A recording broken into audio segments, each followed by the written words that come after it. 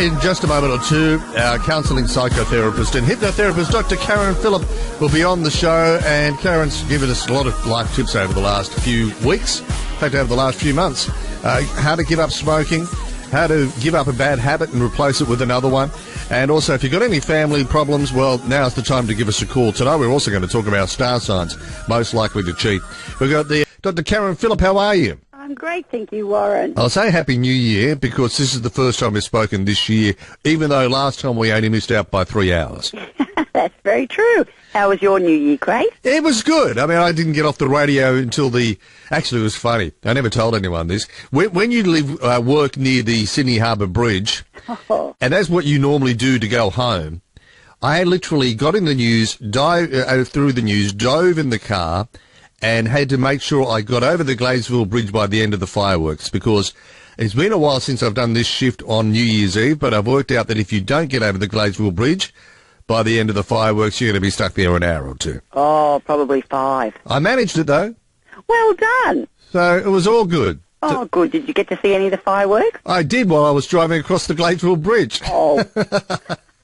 But I recorded them and I watched them with my wife when I got home. So it was all good in the end. Yeah, they were amazing. Now, did you do any New Year's resolutions, or in your position, are you not? You try not to do that?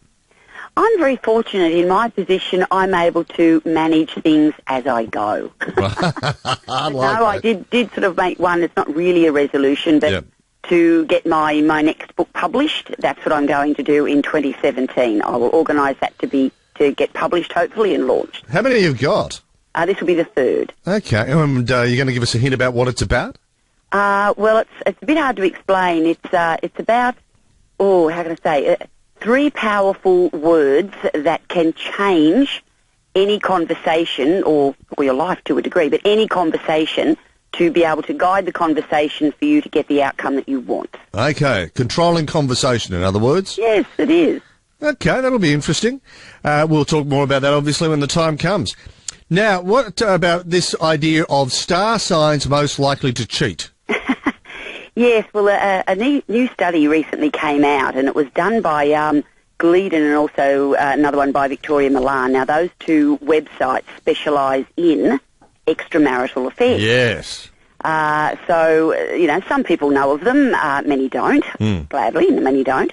But what they did is they did an investigation of the people that are actually registering on these sites, and unfortunately there's around 2 million members worldwide, which again is quite disturbing.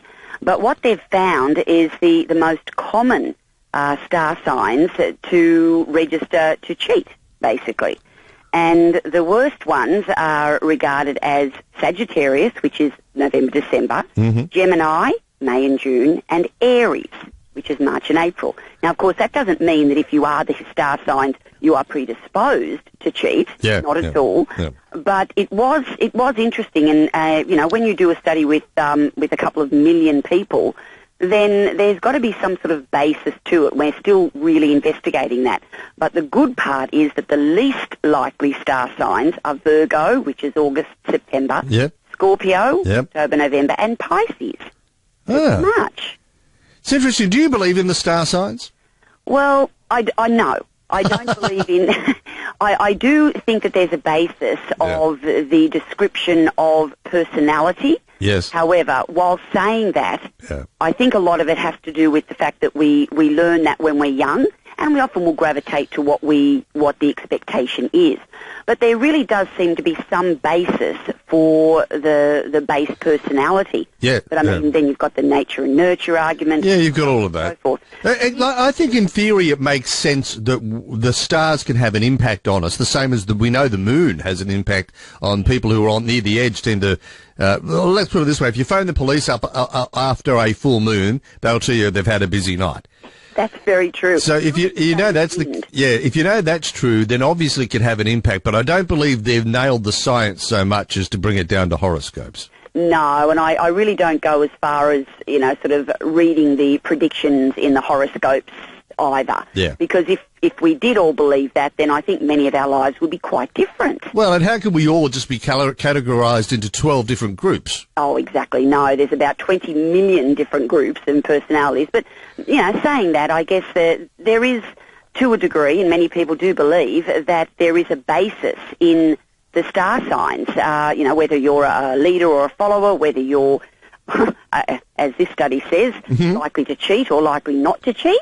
But, yeah, there is a basis of personality, and I think that probably does affect you when you're born and the way the stars line up, but more so the way the moon is and the effect on our physiologies and so on within the planet. I mean, we're part of a universe. Yeah, so true. It's very interesting. It is very interesting. And there's something else I just saw today on a very similar subject to those websites you were talking about, is that divorce lawyers could soon have access to the web, phone and email sessions of every private user in a scheme slammed as the most intrusive of any developed country. Now, you may not be across these details, but it makes me want to ask you, Dr. Karen Phillip, how much with your family counselling have you found that people have been caught out doing the wrong thing because they've left an electronic trail on a phone or a computer or something?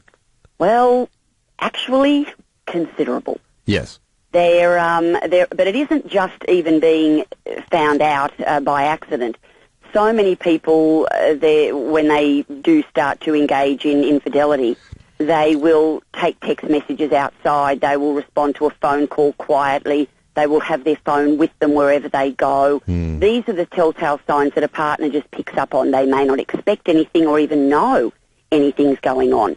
But once they start to pick up some of these very small signs, that is when they start to become inquisitive and they start to look at the devices that their partner has, and that's when they usually find, unfortunately, something is going on.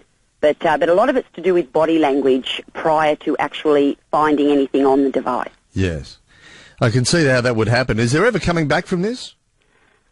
Well, look, a lot of couples never go through this at all, never experience anything like this because they're very true to each other, they're in love, and they're very committed. Yeah. Unfortunately, there's another group, hopefully less people, that are perhaps less committed, or they're not as happy, or they're not able to communicate and connect with their partner as they perhaps thought they would have. And it's those people that therefore tend to stray, or they are searching for something that is missing in their life. Yes. So either way, they do tend to gravitate to satisfy that need that they may feel, and that is a connection to someone that they perhaps haven't been able to obtain in their current relationship.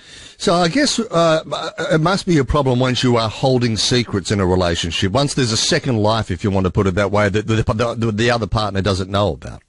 And that's exactly right. I mean, a partnership is we're two people, we're both me's, and then when we join, when we marry, we become a we. Yeah. So anything either partner does, feels, behaves in a way, it does affect your partner. Simple as that. So it is regrettable that so many people do get hurt, and I really do wish that a lot of couples were able to have that conversation with their partner before they do take that step to create that hurt and the distrust, if you like. So, but a lot of the times we just don't know how to.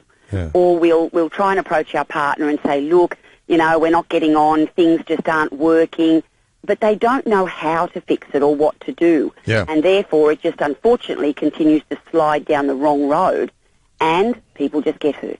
Yeah. And I imagine that hurt's not easy to fix, particularly if trust has been broken.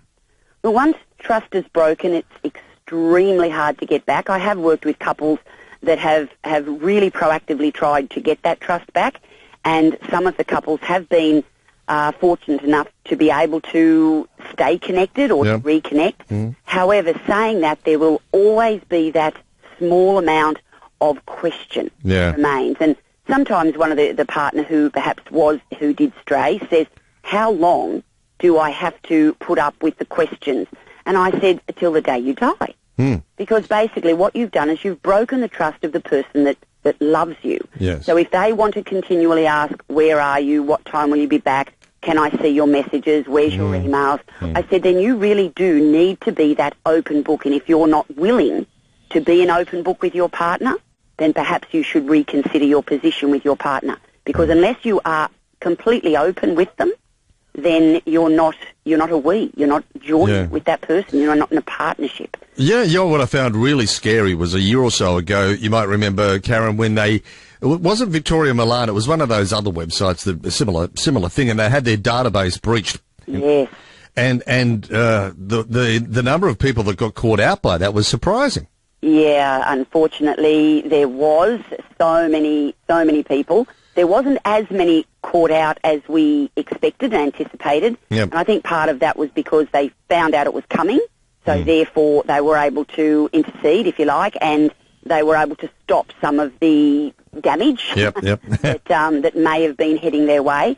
So there was less fallout than we expected, but there was considerable amount of very hurt people.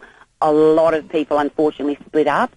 And it was really devastating. Yeah. I mean, I'm very angry. I mean, I'm angry at the people that are in those sites for a start, but the fact that such a site had not put in the security measures that they really should have, that is where it was extremely poor on their part. Okay. Now, we're also going to talk to you about water safety and particularly water being safe around children.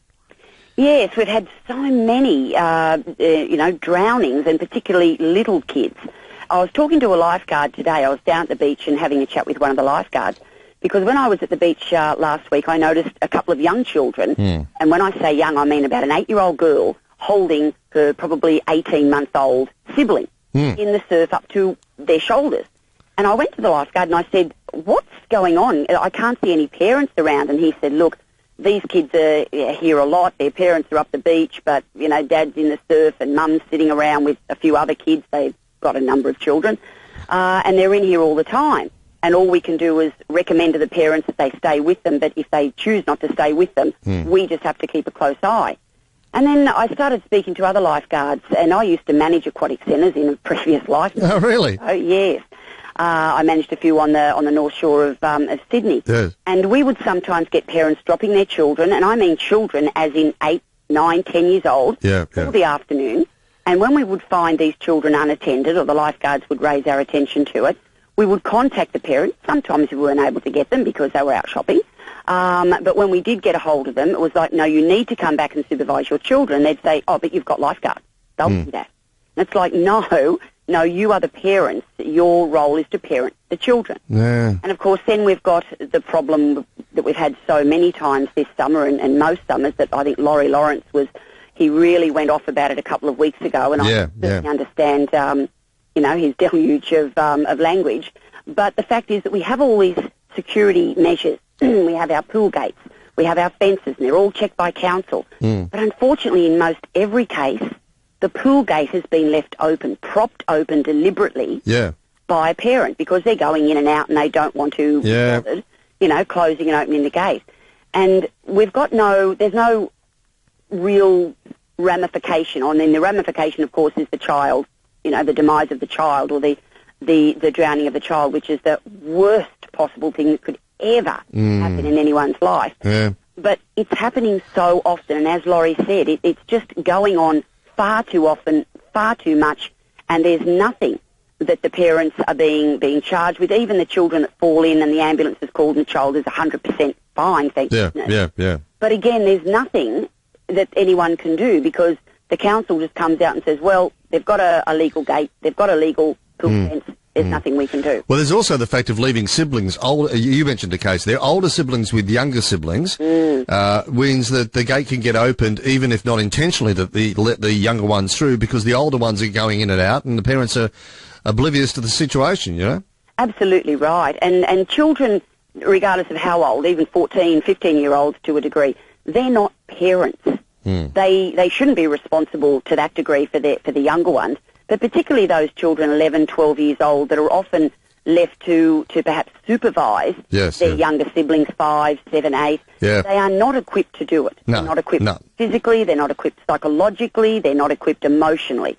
So by leaving the children to mind them and look after them around the water is really inept of the parents to even expect that. And then, of course, there has been incidences where the older sibling has left the gate open, the younger child has gone in and either drowned or suffered damage, sort of physical damage from that. And I've actually only counselled ever one, a sibling. The parent brought them in, and this child, who was, I think, 14 when I saw them, but they were about 11 and a half or 12 when they were in charge, and it absolutely devastated their life. They As you'd understand, so completely responsible, and it was just awful. I mean, the parents felt so bad, of course. Yeah.